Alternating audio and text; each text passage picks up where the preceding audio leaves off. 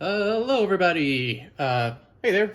My name is Ralph, and I have this Remington Rand Deluxe model number 5 that I'm looking to sell. So I just wanted to showcase to you that it works.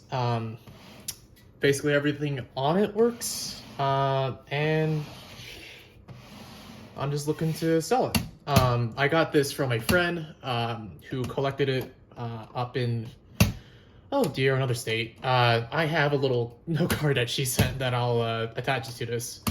But I've just looking to downsize my collection, and although it's a very good typer, it's just not my kind of favorite typer. I will say, just as a disclaimer, it is missing 2 little spool covers here. The Model 5 specifically had these little plastic covers that go on top of them. But over time, those just fall off really easily. And a lot of the other Remington Rand models, those aren't even there. I think only the Model 5 actually introduced them. So you're not really missing a ton there. But yeah, I just wanted to show you a little feature showcase, show you how it types, and we can go from there. So, obviously you have your keyboard up on the front. You got your standard QWERTY keyboard. You got your shift. You got your shift lock.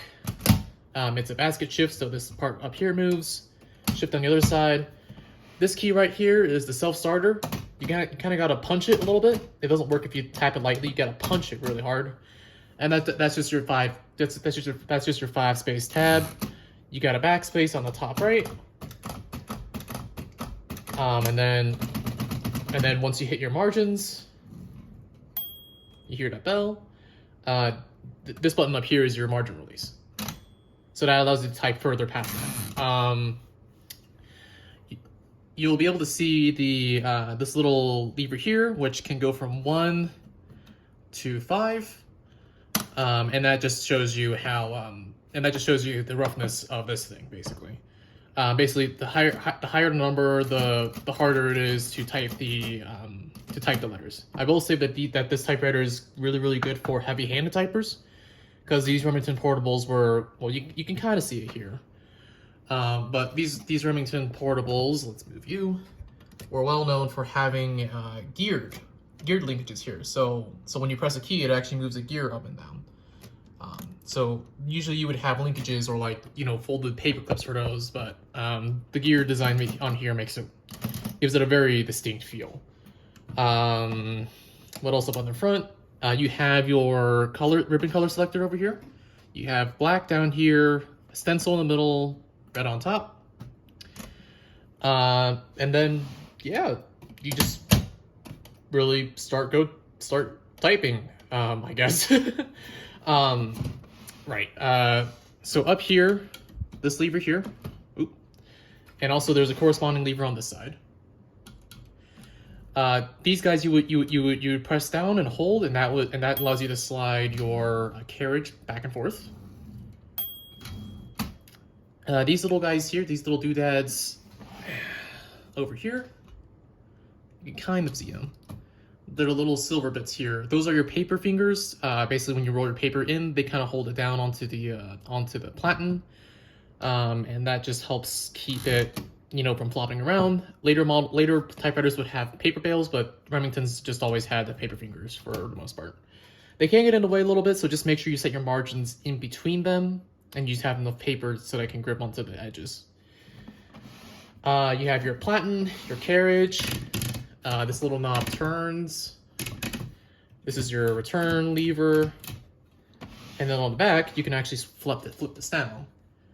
And it's a little hard to see, but you have 2 little margin, what do you call them? Margin tabs, I guess, technically. The name's escaping me. You would simply push down and then just slide those around. So yeah, there you go. And that would set your margins.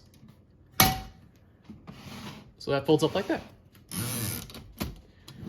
I believe this is a Elite typeface, but yeah, let me just show you how you use it. I'll be selling this around the Marietta area, Marietta, Georgia area. Come pick it up if you want. But yeah, let's just give it a little type.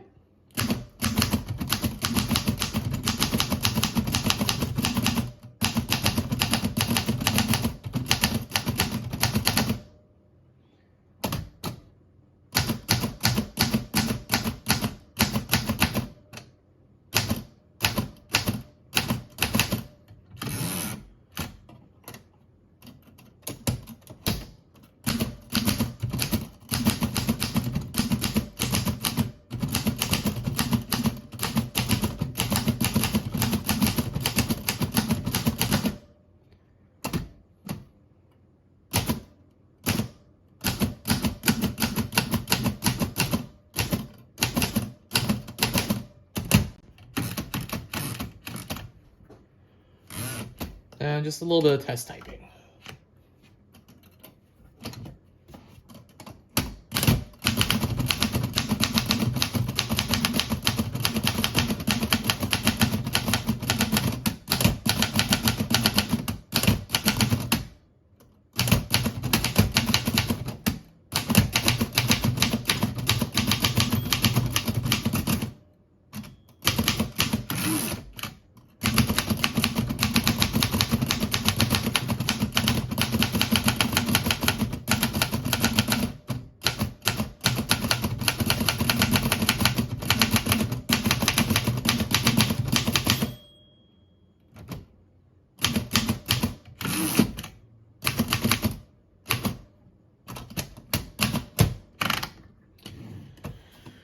All right, hope I got that on camera. So you can just look at the typeface here. The ribbon vibrator, I think design on the Remingtons was a little finicky. There's just not enough space for it to move. So sometimes you might get a a little bit of red with your black. If that troubles you, you can probably just swap it out to just a full black ribbon and that should do it. Keep these spools though. These spools are a proprietary size, so don't lose them. But you would simply just kind of like sort of just bend this across and then just like pull it out essentially. There's a little bit of writing on here, but that does tell you which one is which. And I guess the right, like, you can kind of see where it says right spool, that should face up. One other thing, you have this is essentially your ribbon lever, the thing that makes it go back and forth. So you can actually kind of rotate it and you can see it rotate. You can see it rotate like that. And then when you punch it in this way, it'll start rotating the other way. So that way you can manually cycle the ribbon or just make it go the other way if you don't have the knot in there to just trigger it automatically. So yeah, that just goes back and forth. Just again, a very solid typewriter, just not the typer that I'm looking for. And I do have that documentation of where my friend got it from. It's just on a little pink slip. It's not like an owner's manual or anything, but if you're just a little interested, it was found in an antique shop somewhere. And I'll pass it on to you. Oh, it does come with its case too. Should be in the photos. Oop, put you there. But yeah. Sorry for an in-depth explanation, but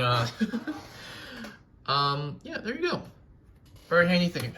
There's also a lock on here to lock the machine, so when you're in transport, you're good. And I can explain that when you come to collect. But yeah, here's the typer. Here's the case. Yeah, that should do it.